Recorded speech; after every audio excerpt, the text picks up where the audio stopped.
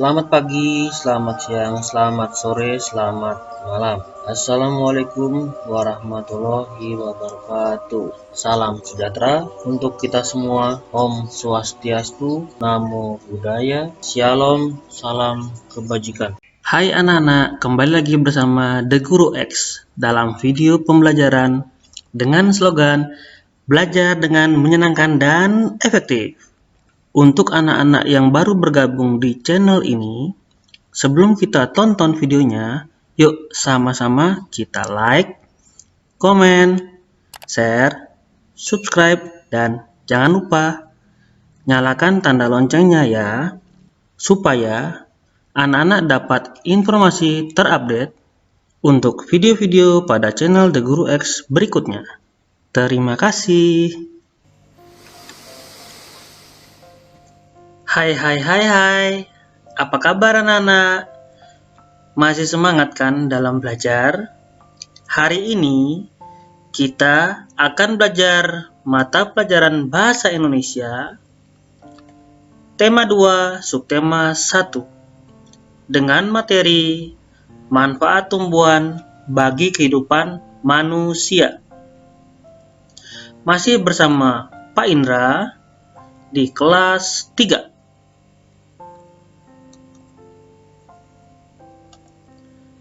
Dalam video pembelajaran kali ini,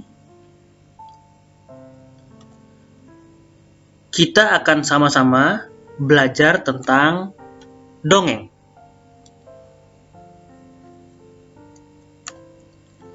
Oke anak-anak ya, sebelum kita ke materi, Pak Indra mau menyampaikan kompetensi dasar dan tujuan pembelajaran kita hari ini.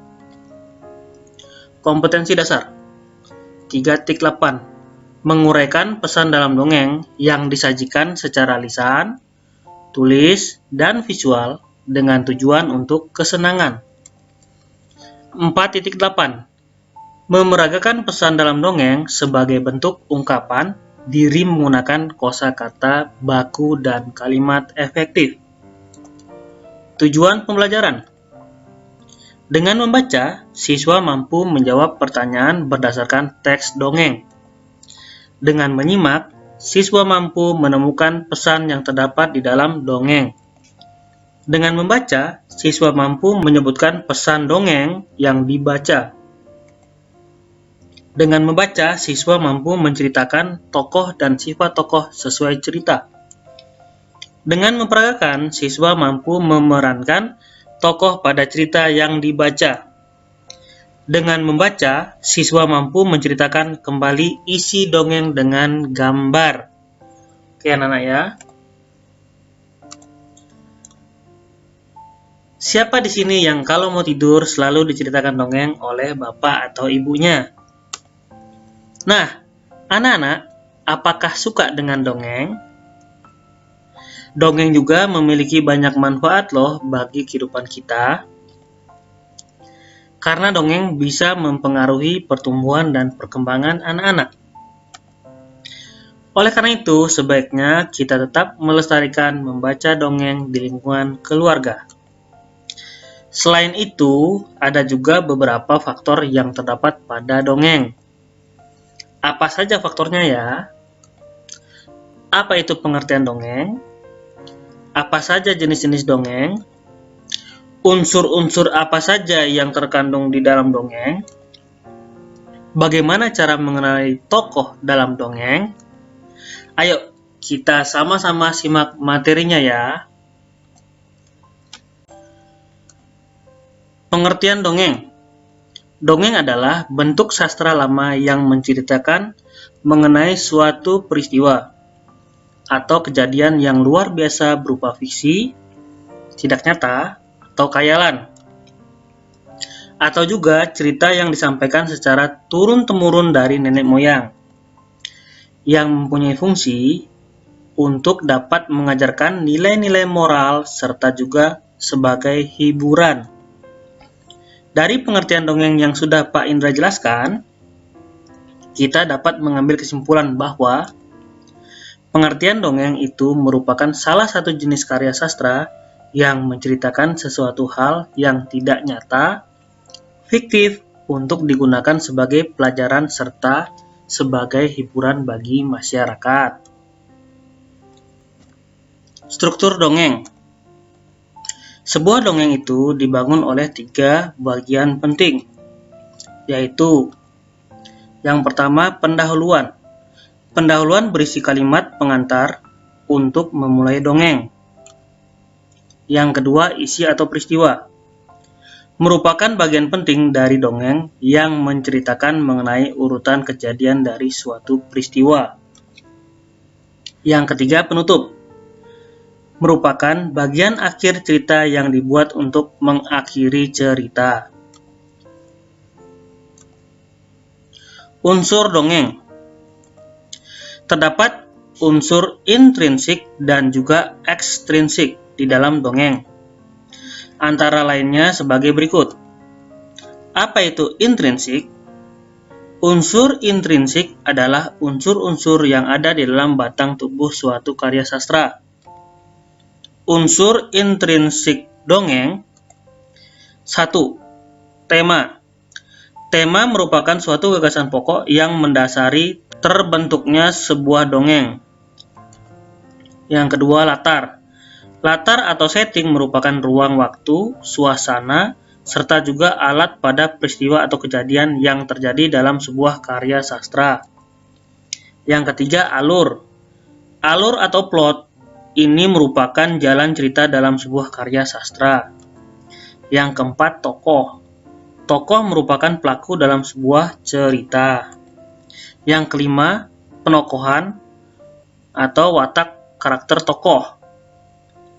Penokohan merupakan watak, sifat, sikap, kondisi fisik, serta juga karakter yang dimiliki oleh tokoh dalam sebuah cerita. Yang keenam, sudut pandang. Sudut pandang merupakan posisi pengarang dalam memandang suatu peristiwa dalam sebuah cerita. Yang ketujuh adalah amanat. Amanat merupakan sebuah pesan yang ingin disampaikan seorang penulis atau juga pengarang cerita kepada pembaca. Unsur ekstrinsik adalah unsur-unsur yang membangun suatu karya sastra dari luar. Unsur ekstrinsik dongeng. Yang pertama, latar belakang masyarakat. Yang kedua, latar belakang pengarang. Latar belakang pengarang ini merupakan faktor-faktor di dalam pengarang yang mempengaruhi penulisan dongeng tersebut. Beberapa faktor dari latar belakang pengarang ini diantaranya: A. Riwayat hidup penulis. B. Kondisi psikologis. C. Aliran sastra penulis. Ciri-ciri dongeng.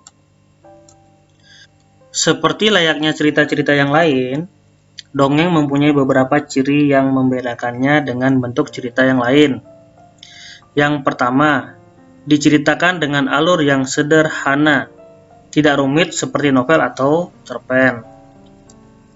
Yang kedua, alur cerita singkat dan cepat, tidak berbelit-belit atau kebanyakan penambahan ide cerita. Memang dibuat dengan memperhatikan fungsinya agar tercapai, yakni memberikan pesan moral kepada anak-anak. Maka dari itu, alur dibuat singkat. Yang ketiga, tokoh yang ada tidak diceritakan secara detail. Yang keempat, peristiwa yang ada di dalamnya kebanyakan fiktif atau khayalan. Yang kelima, ditulis dengan gaya penceritaan secara lisan. Yang terakhir, lebih menekankan pada bagian isi atau peristiwa. Jenis-jenis dongeng. Terdapat beberapa macam dongeng yang perlu anak-anak ketahui. Berikut ini merupakan pembagian jenis-jenis dongeng. Di antaranya, yang pertama, mite. Merupakan salah satu bentuk dongeng yang menceritakan tentang hal-hal gaib seperti cerita dewa, hantu, peri, serta hal-hal gaib lainnya. Yang kedua, sage.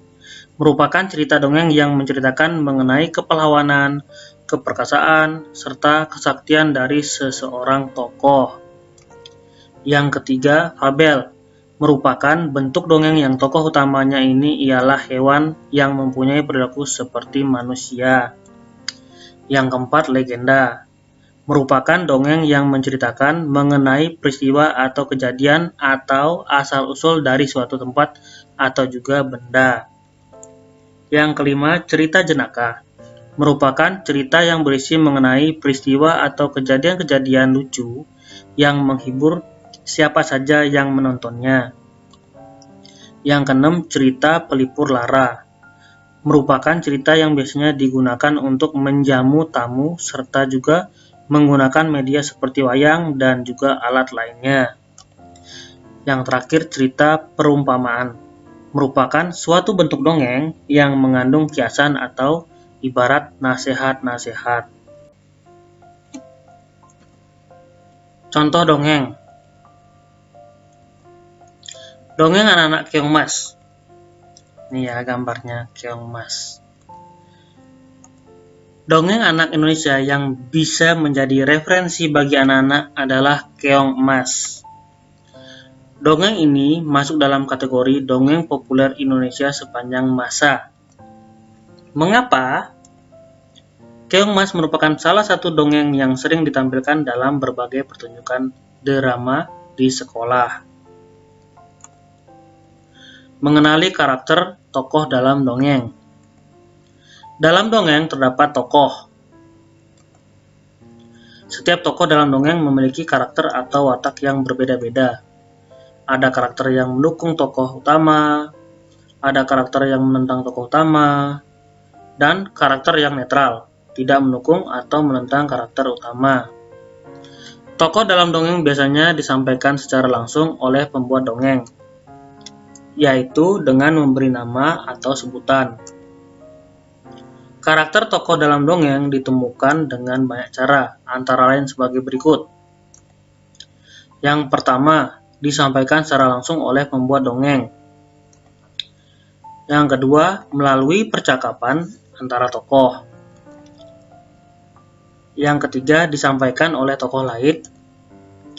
Yang keempat, pendapat tokoh lain. Menemukan pesan dari teks dongeng. Dongeng merupakan cerita yang tidak benar-benar terjadi. Dongeng biasanya berisi pesan yang ingin disampaikan oleh pengarang kepada pembaca. Untuk menemukan pesan tersebut, langkah-langkah yang harus dilakukan adalah sebagai berikut.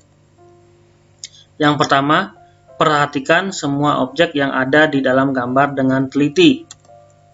Yang kedua, perhatikan setiap unsur di dalam gambar. Yang ketiga, kembangkan imajinasi dengan menghubungkan unsur-unsur di dalam gambar. Contoh menceritakan gambar. Apa yang bisa anak-anak ceritakan dari gambar tersebut? Yap, betul sekali. Gambar tersebut menceritakan seorang guru mengawasi aktivitas para siswa di dalam kelas. Tampak mereka menulis dengan tenang di atas karton putih. Tidak ada siswa yang bermain-main karena semua sibuk dengan pena masing-masing. Kelihatannya mereka berusaha menyelesaikan tugas dari guru dengan sebaik-baiknya. Tugas. Oke anak-anak, saatnya tugas ya. Buka buku pena 3A. Yang pertama, halaman 104, nomor 1, 2, 3, dan 4. Yang kedua, halaman 108. Ingat ceritakan kembali dongeng pohon pepaya dan pohon kelapa dengan bahasamu sendiri. Dan ingat, tulis pada buku tugas ya, anak-anak. Yang ketiga, halaman 118, nomor 1, 2, dan 3. Oke anak-anak ya, selamat mengerjakan. Seperti biasa, hasilnya difoto terus kirim ke WA walinya masing-masing, oke? Terima kasih anak-anak semuanya. Ingat selalu S4. Selalu semangat setiap saat. Demikian pembelajaran hari ini. Semoga materi yang sudah Bapak berikan tadi bermanfaat bagi anak-anak semuanya ya. Dadah anak-anak. Untuk anak-anak yang baru bergabung di channel ini, silahkan tonton video kami yang lainnya ya. Jangan lupa like, komen, dan share video-video kami ya. Sampai jumpa di video berikutnya. Dadah.